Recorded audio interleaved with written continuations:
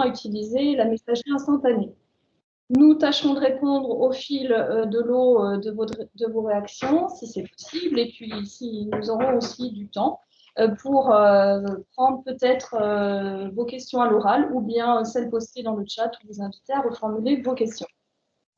C'est une présentation qui se fera en 3 parties, donc vous aurez 3 occasions d'échanger avec nous, poser vos questions et de réagir. Voilà, les règles étant maintenant posées, donc bienvenue au 5e webinaire du SIDA sur la maîtrise de l'énergie dans les bâtiments communaux. Et je vais vous inviter aussi à présenter donc, les élus références au webinaire, qui sont donc Raymond Charbonnier, président du CIDELA, Maurice Bouillet, 6e vice-présidente du CIDELA, maire de la Boissière-du-Doré, et qui se fera l'introduction de ce webinaire tout à l'heure, et puis Frédéric Dumay, qui est premier vice-président du CIDELA. Maurice Bouillet, donc je vais vous inviter à introduire le webinaire. Vous êtes président de la commission maîtrise de l'énergie. C'est à vous. Merci bien sûr de nous rejoindre sur ce 5e webinaire maîtrise de l'énergie dans nos bâtiments communaux. Vous êtes assez nombreux derrière dans vos mairies ou chez vous à nous regarder fidèlement. Aujourd'hui donc concernant la maîtrise de l'énergie, en petite introduction, la maîtrise de l'énergie, c'est pas quelque chose de nouveau. La maîtrise, la demande en énergie, c'est une expression qui recouvre un ensemble de choses pas très bien définies. Plus concrètement, avoir un usage raisonné de l'énergie, voire mieux, réduire sa consommation d'énergie, c'est un sujet dont on a commencé à entendre parler lors du premier choc pétrolier il y a à peu près 50 ans.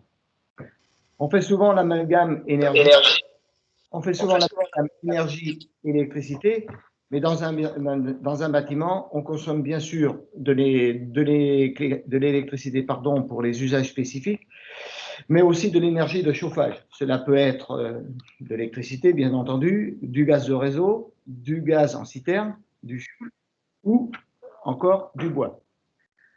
Depuis le choc pétrolier, pour la part électricité et gaz de réseau, la notion de maîtrise de la demande en énergie faisait partie des missions de services publics confiées à EDF, JDF, permettre aux usagers de maîtriser leur facture. On en retrouve d'ailleurs mention dans le contrat de concession entre le CIDELA et EDF, signé en 1994. À ce titre, le CIDELA, en tant qu'autorité organisatrice de la distribution d'électricité, a aussi un rôle d'accompagnement des usagers à leur maîtrise de la consommation d'énergie. Durant tout ce temps, cela a été suivi de différentes réglementations thermiques, les RT 2012 et ainsi de suite, et d'évolutions techniques qui ont conduit progressivement, dans les bâtiments d'habitation ou tertiaires, à être un peu moins énergivores, pour le chauffage à minima. Néanmoins, la France aujourd'hui est toujours composée de plus de 50% de bâtiments datant d'avant 1975. Et dans les faits, avec des énergies relativement accessibles, nos consommations n'ont pas vraiment cessé d'augmenter, en tout cas plus vite que nos efforts, et mettre en œuvre des actions d'efficacité ou encore à rénover des bâtiments. Donc aujourd'hui, nous faisons donc face à 3 enjeux qui nous poussent à agir bien plus fortement pour réduire nos consommations d'énergie. Premier enjeu est la réduction des marges financières dans nos communes. L'énergie est un poste important et de plus en plus dans nos budgets communaux, avec l'augmentation du coût de l'énergie et, le cas échéant, l'augmentation de nos consommations. Le parc, notamment, on pourrait dire que le parc éclairage public augmente avec notre population. Donc, et automatiquement, des énergies qui augmentent, une énergie qui augmente. La deuxième enjeu, la nouvelle obligation réglementaire se pose aux collectivités, dont vous en avez peut-être entendu parler, je suppose, dans vos collectivités, le fameux décret tertiaire, qui fixe des objectifs très ambitieux de réduction de consommation pour les bâtiments supérieurs à 1000 m². mais on peut s'attendre à qu'on descende en surface et qu'on ait des bâtiments, qu'on nous impose la même réglementation pour des bâtiments de moins de 500 mètres carrés. Avec donc une cible pour 2030 à 40% d'économie et allant jusqu'à 60% d'économie allant, et il faudra atteindre en 2050.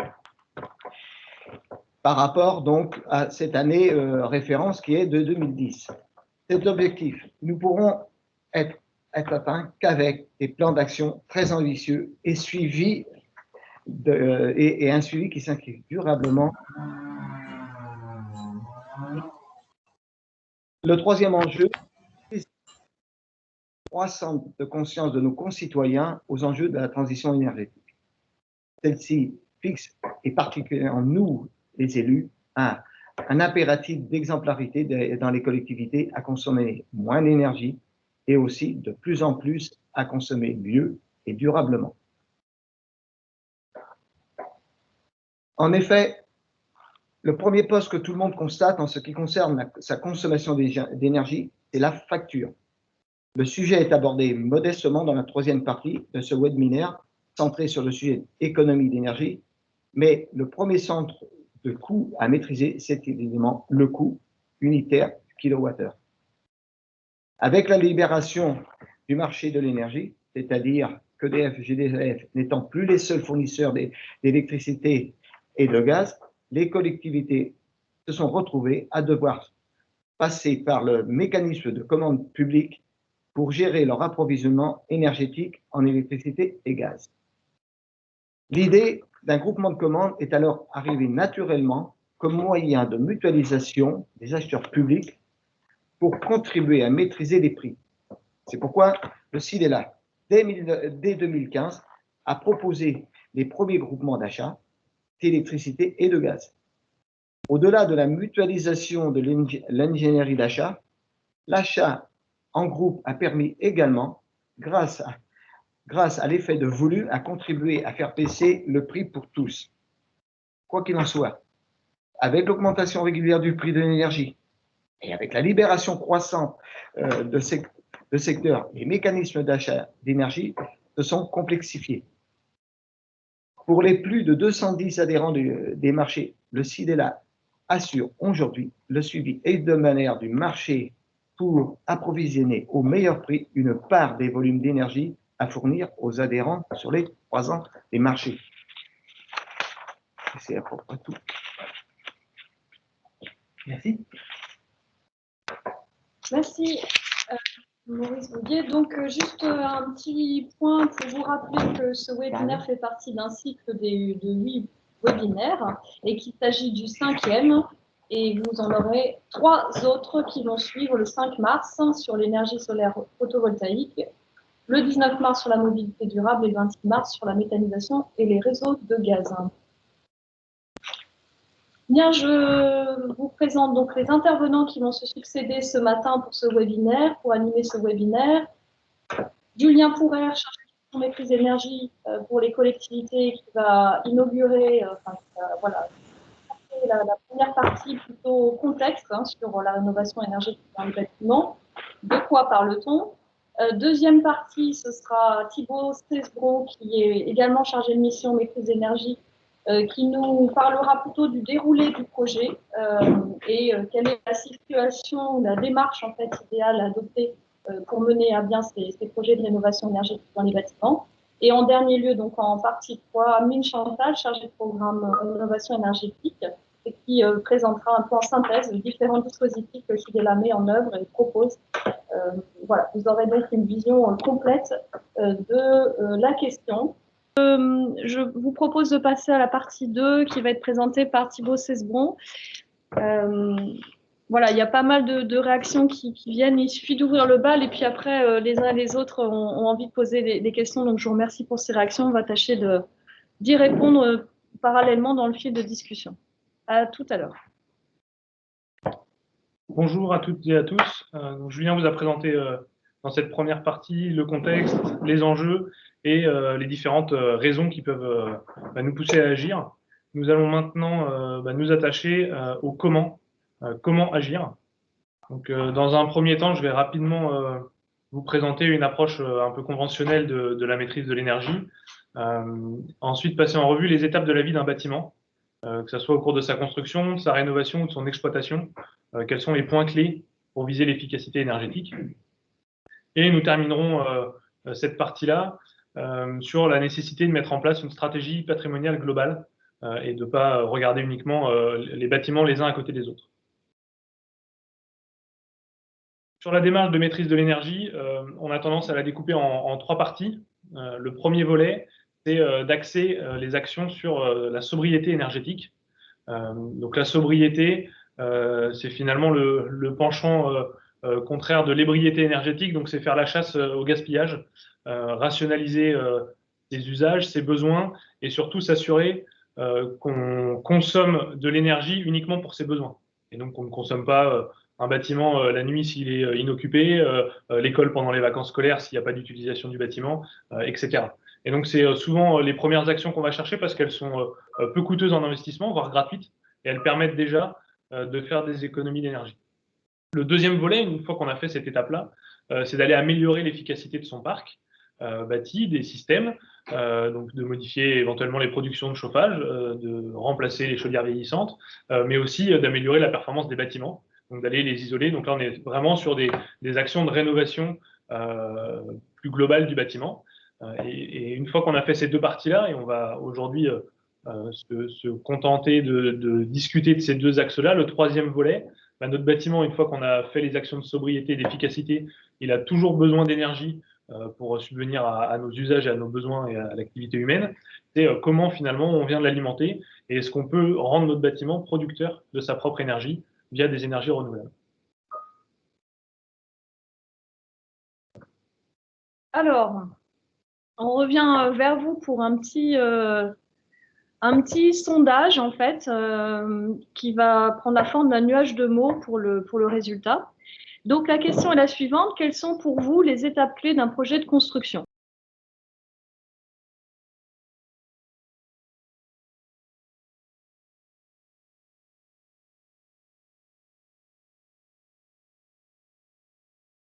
Je vous remercie pour votre participation. Bon, il y a pas mal d'idées qui apparaissent. On voit plusieurs fois la notion d'usage et de besoin. Donc ça fait effectivement partie des étapes clés de bien définir ce qu'on veut pour notre projet.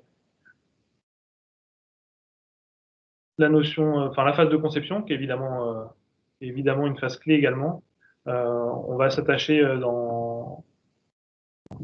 par la suite de balayer justement ce qui nous semble les étapes clés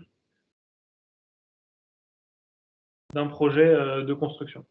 Donc on a ciblé 6 étapes que je vais passer en revue, qui sont des points importants pour viser l'efficacité énergétique du projet. Je vais démarrer avec les étapes finalement d'avant-projet et de programmation. Ce sont toute la partie entre l'idée, moi, maître d'ouvrage, j'ai un projet de rénovation globale ou de construction, on est sur la même typologie de construction et d'étape du projet, toute la phase avant la commande, avant de retenir l'équipe de maîtrise d'œuvre. C'est une phase qui est très importante. Julien l'a présenté en première partie sur la répartition du coût global d'un bâtiment sur toute sa durée de vie. On voit bien que l'enjeu, il est en grande partie sur l'exploitation du bâtiment, que ce soit l'entretien, maintenance, la fourniture d'énergie ou le renouvellement des équipements. Ça représente 70% des coûts sur la durée de vie du bâtiment. Et si on veut réduire cette partie-là, ça nécessite d'augmenter un peu les études. Quand je dis augmenter, c'est pas forcément en termes de coûts, c'est aussi et surtout en termes de temps.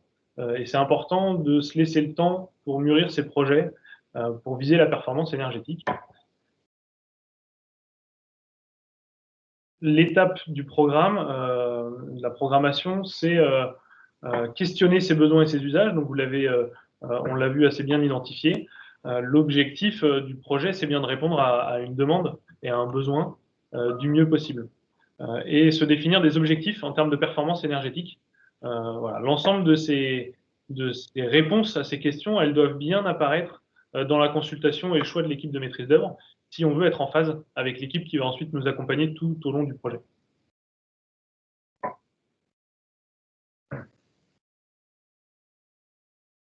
L'objectif ici, je vais essayer d'illustrer un peu mes propos avec des exemples concrets. Donc, on a pris le parti de vous présenter quelques mésaventures qu'ont pu rencontrer certaines communes qu'on a vues au cours de notre activité de terrain. L'idée, c'est bien sûr de ne pas stigmatiser tel ou tel projet et puis telle ou telle commune. On n'a d'ailleurs pas cité le lieu de ces projets-là. L'objectif, c'est de se dire, que ça peut nous arriver à tous, et donc à nous d'être vigilants au cours de nos projets, et du coup, en deuxième lieu, de bien mettre en évidence les étapes cruciales à ne pas louper pour justement éviter de vivre les mêmes mésaventures sur ces projets, qui peuvent avoir des conséquences assez lourdes en termes d'investissement. Donc, les deux exemples qui vous sont présentés, c'est une école, donc avec une extension récente dans laquelle une salle de sieste a été construite. C'est une salle de sieste qui est borne, donc sans fenêtre vers l'extérieur, sans moyen d'aération et sans système de ventilation. Donc on voit la photo à l'image et vous comprenez bien que la qualité d'air de cette salle-là, bien qu'utilisée peu de temps dans la journée, n'est pas satisfaisante. Et donc des travaux ont été nécessaires 6 ans après pour se mettre aux normes, et forcément les coûts d'investissement 6 ans après, ils sont plus élevés, le fait de revenir sur le bâtiment, que si on les avait intégrés dès le départ. Le deuxième exemple, c'est un cabinet médical.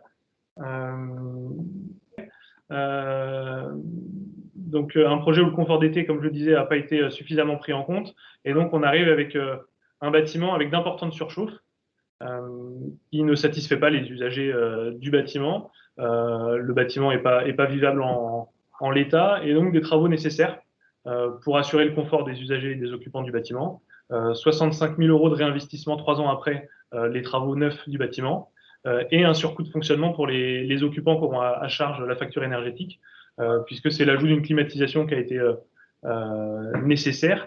Voilà, si la prise en compte du confort d'été avait été faite dès le départ, peut-être qu'on aurait pu se passer de climatisation avec des protections solaires, avec des choix de matériaux, de ventilation, pour limiter les coûts de fonctionnement, avec le même niveau de confort que ce qu'ils vont avoir là après les nouveaux travaux.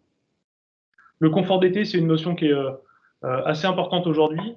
Nous vivons et nous allons vivre des épisodes de forte chaleur qui sont de plus en plus longs, de plus en plus fréquents. Et donc, c'est un vrai sujet. On commence à voir un peu partout en France, sur certaines régions, certaines années, des écoles notamment qui sont obligées de fermer sur des chaleurs de mai-juin, parce que le confort n'est pas du tout au rendez-vous et les conditions d'accueil des enfants ne sont pas souhaitables. Et donc, c'est comment au moment d'un projet de rénovation et de construction, bien prendre en compte ça. Aujourd'hui, les équipes de maîtrise d'œuvre, on se rend compte que voilà, l'isolation du bâtiment pour la gestion du confort thermique d'hiver, c'est quelque chose qui est plutôt bien rentré dans les mœurs, même s'il faut être vigilant au niveau de performance qu'on souhaite avoir et aux consommations de chauffage associées. Mais il y a encore un gros travail à faire sur la notion de confort d'été dans la conception.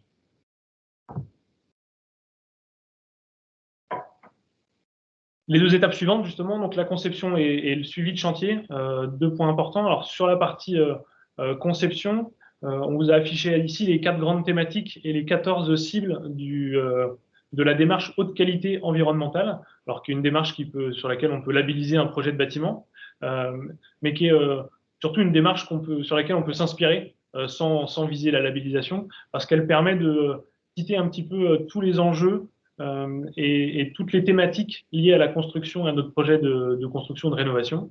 Pas uniquement en termes d'usage du bâtiment et de performance énergétique, mais bien aussi en termes de choix des matériaux, choix des systèmes constructifs, confort. On a abordé avec Julien la notion de confort des usagers.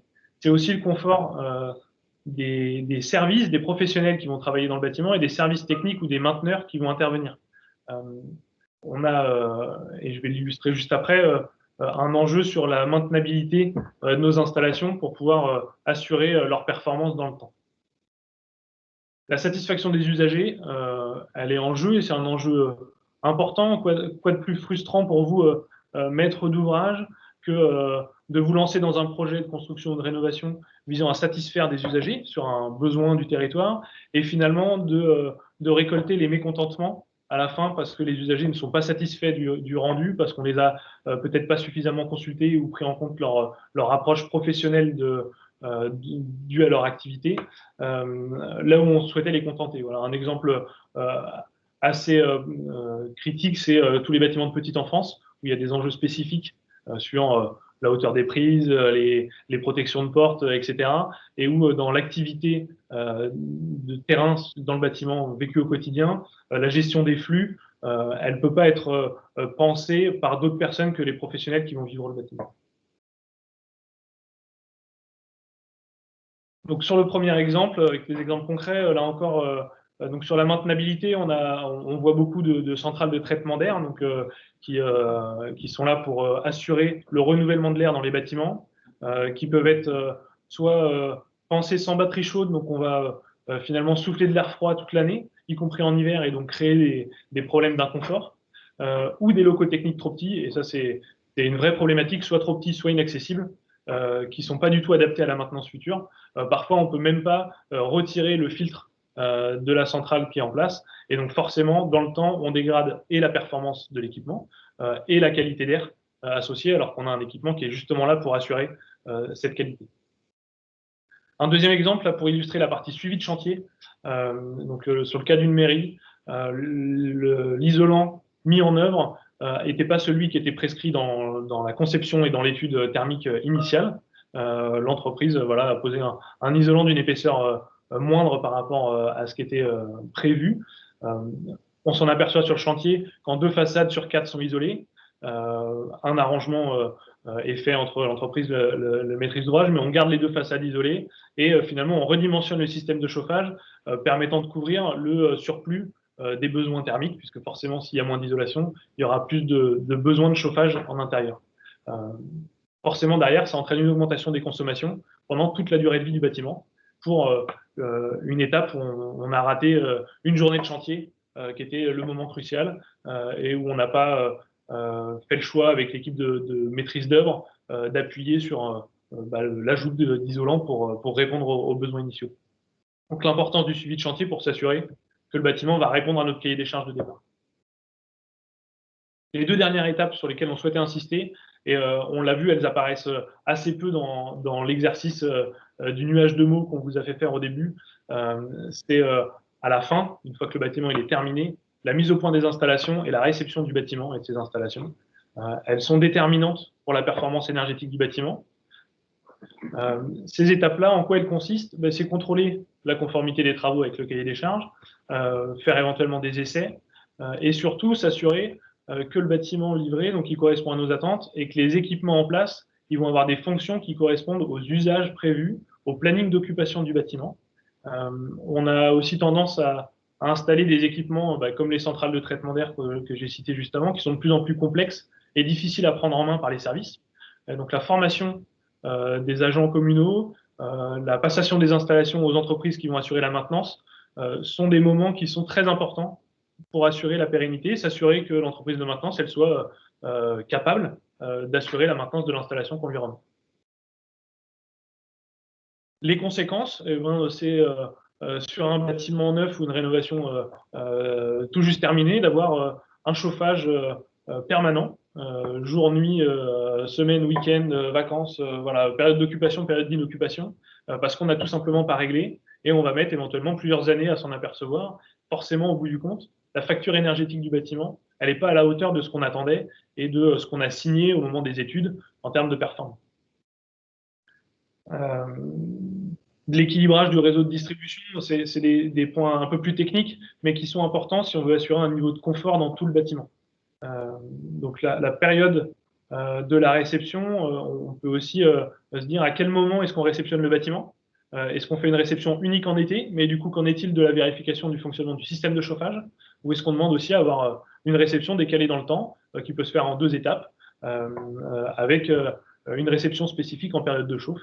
On peut avoir la même réflexion sur l'éclairage public. Est-ce qu'on fait une réception de travaux d'éclairage public en pleine journée, ou est-ce qu'on les fait en période de nuit pour s'assurer que l'éclairement il est satisfaisant? C'est la même chose sur finalement le bâtiment qui a quand même deux modes de fonctionnement qui sont très différents, été-hiver.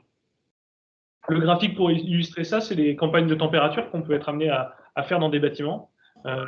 Ici, on est sur une école et dans une salle de classe, ce qu'on s'aperçoit, c'est qu'on a 20 degrés minimum en permanence. Alors, on n'a pas l'échelle de temps, mais les pics correspondent aux jours de la semaine. Donc, le week-end, on est à 20 degrés en permanence, la nuit aussi. Et puis, en journée, avec les apports de chaleur qui soient externes, avec l'augmentation de température et éventuellement de l'ensoleillement, ou interne avec l'occupation du bâtiment, et ben là, on va atteindre même les 25 degrés. Et donc, on est sur un bâtiment où forcément, il y a du réglage. On considère que sur une livraison de bâtiment, il faut de toute façon 2 ans de fonctionnement du bâtiment pour arriver à l'optimisation des réglages. Et c'est 2 années qui sont importantes dans le dialogue aussi avec les usagers pour faire remonter des problématiques d'inconfort ou la satisfaction des usagers à la gestion du bâtiment. Je vais vous faire un petit focus rapide sur l'acte de rénovation. Alors, ce qu'on a vu avant sur les étapes prévaut pour la construction et pour la rénovation. Simplement pour vous dire que sur la rénovation, c'est primordial de viser dès que c'est possible une rénovation globale, plutôt que de revenir à différents moments par étape sur un projet. Si on veut viser l'optimum énergétique du projet et l'optimum économique, pour que ça coûte le moins cher aussi à la collectivité en global, c'est primordial de faire une rénovation globale. Si on y revient au coup par coup, on va se retrouver à éventuellement défaire des choses qu'on a fait quelques temps avant, ou à avoir un traitement de quelques éléments techniques particuliers, notamment sur l'isolation, l'étanchéité à l'air, qui va être un petit peu compliqué si on fait l'isolation par l'extérieur du bâtiment à une étape différente du changement des menuiseries. Voilà, comment est-ce qu'on traite le lien entre ces 2 éléments, par exemple.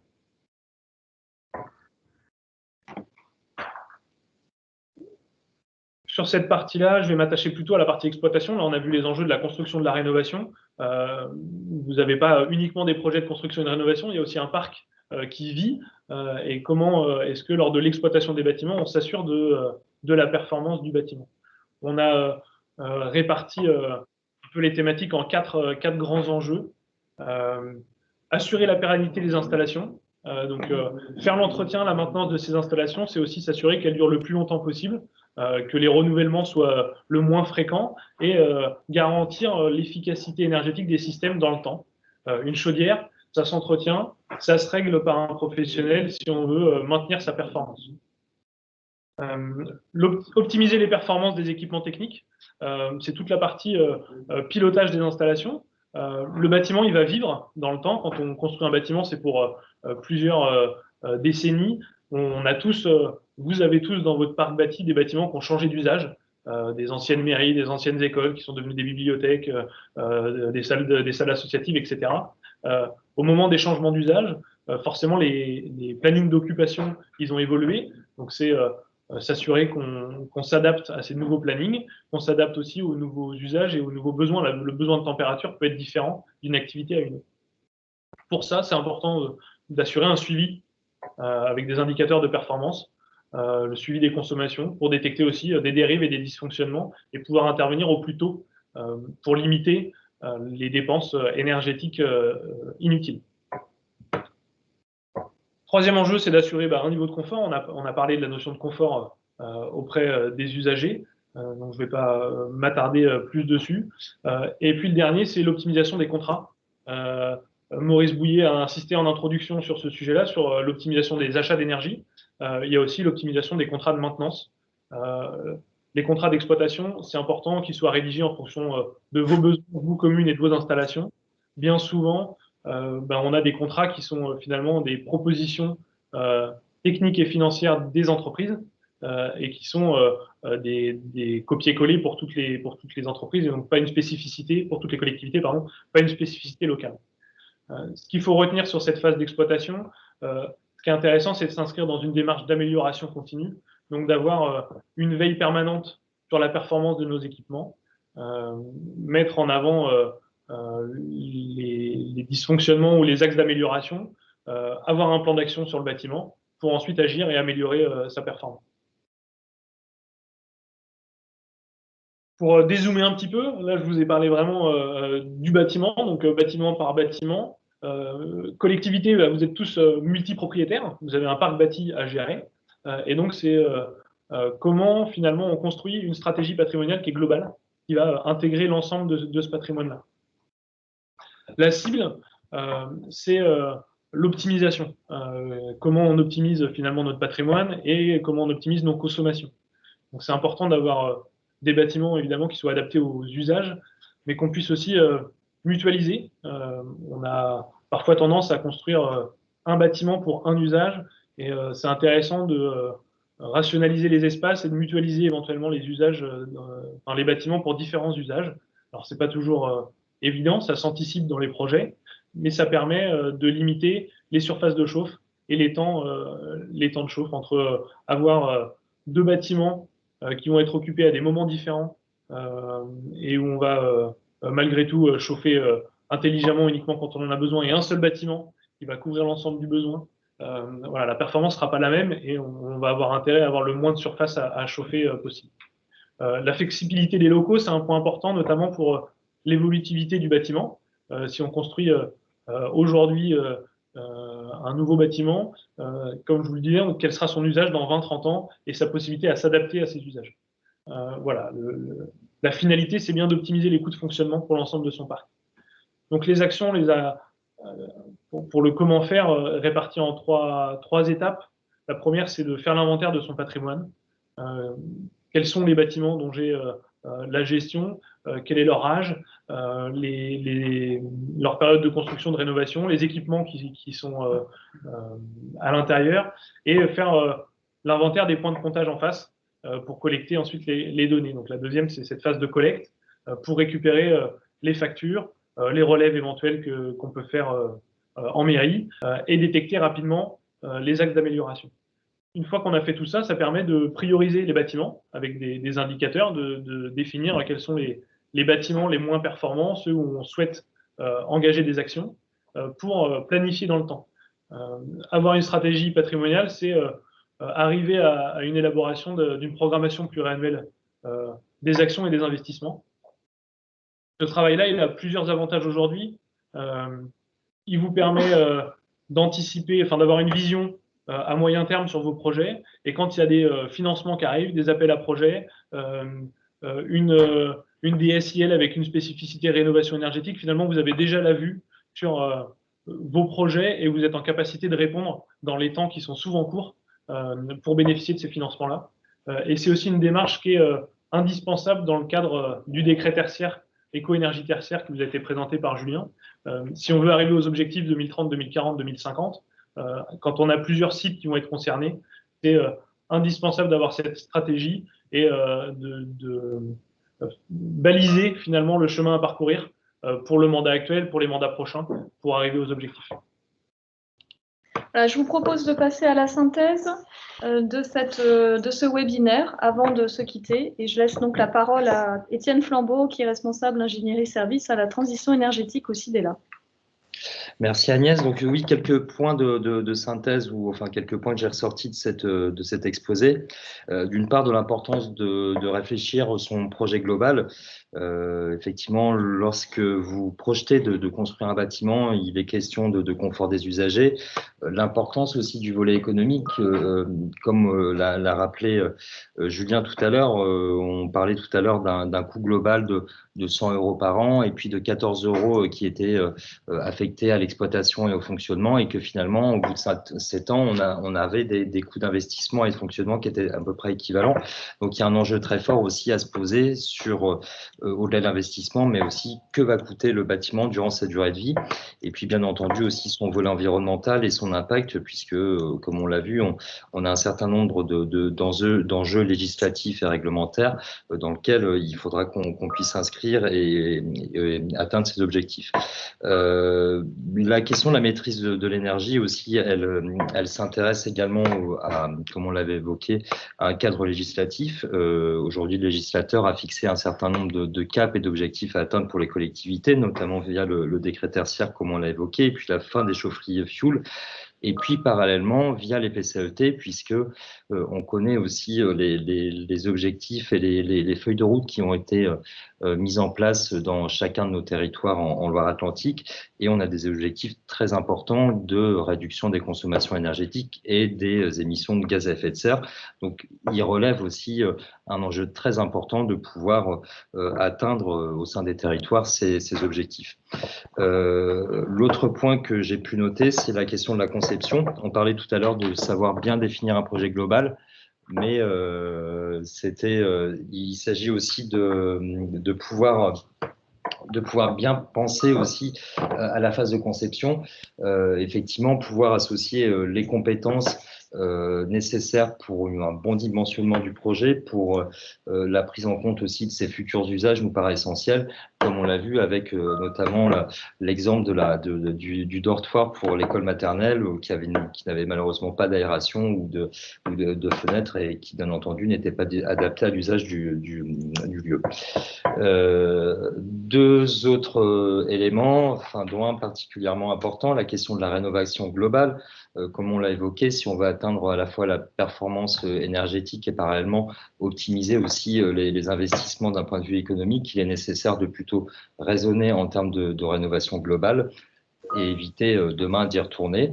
Et puis l'associer également à une stratégie patrimoniale. C'est vrai que généralement les communes ont un parc de bâtiments conséquent et il est important de pouvoir, je dirais, planifier et mesurer les efforts qui sont à atteindre en se penchant, en ayant une stratégie aussi spécifique pour chaque bâtiment. Je terminerai aussi sur les différents accompagnements du CIDELA. Bon, de façon très brève, mais on a bien montré en tout cas qu'on souhaitait mettre en place un accompagnement à différents niveaux. Le premier niveau, finalement, via la mise à disposition de notre outil de suivi CIDEConso aux agents qui sont également formés, parce que je vous rappelle que 80 agents ont été formés jusqu'à maintenant à l'utilisation de cet outil. Donc finalement, l'idée, c'est aussi de fournir un certain nombre d'outils aux agents des collectivités pour qu'ils puissent se saisir de ces questions-là. Le deuxième niveau, c'est nos conseillers en énergie partagée. C'est également des ingénieurs ou techniciens, thermiciens, spécialistes en énergie et qui sont à disposition aussi de vos communes pour vous accompagner sur l'ensemble de ces projets et dans une dimension très opérationnelle ou d'optimisation de vos consommations. Et puis le dernier finalement domaine d'action qu'on peut définir, c'est à une échelle plus importante, à l'échelle EPCI, via le programme ACTE, où là on construit des stratégies, des feuilles de route pour un mandat, pour définir les priorités et puis pour définir parallèlement les programmes financiers et de soutien opérationnel qui seront adaptés aussi au projet du territoire qui sera convenu entre les communes et les intercommunalités. Voilà. Et puis, si demain on doit se donner aussi de nouvelles perspectives, effectivement, les élus aujourd'hui du CIDELA et les équipes techniques travaillent sur finalement comment aussi mieux accompagner ces projets de travaux, comment aussi mieux accompagner l'exploitation des bâtiments qui sont également des enjeux de demain concernant la maîtrise de l'énergie. Voilà, je terminerai mes propos pour remercier l'ensemble des participants et l'interaction qu'on a eue lors de ces échanges grâce à leurs différentes questions. Et puis également fortement remercier l'ensemble de l'équipe maîtrise de l'énergie qui s'est mobilisée dans des délais contraints, mais qui, je l'espère pour vous, en tout cas pour moi, j'en suis assez convaincu, on proposait une présentation claire et de qualité. Donc merci à eux et à toute l'équipe du CIDELA sur le sujet. Et je vous souhaite une très bonne journée et un bon appétit finalement. Voilà. Merci, on finit quasi à l'heure. Merci pour votre participation. Je vous annonce donc les 3 prochains webinaires organisés par le CIDELA le 5 mars sur l'énergie solaire photovoltaïque, le 19 mars sur la mobilité durable et le 26 mars, ce sera sur la méthanisation et les réseaux de gaz, donc la production aussi de chaleur renouvelable. Bien, vous avez toutes les informations, donc je vous souhaite effectivement un bon appétit. Merci. À bientôt.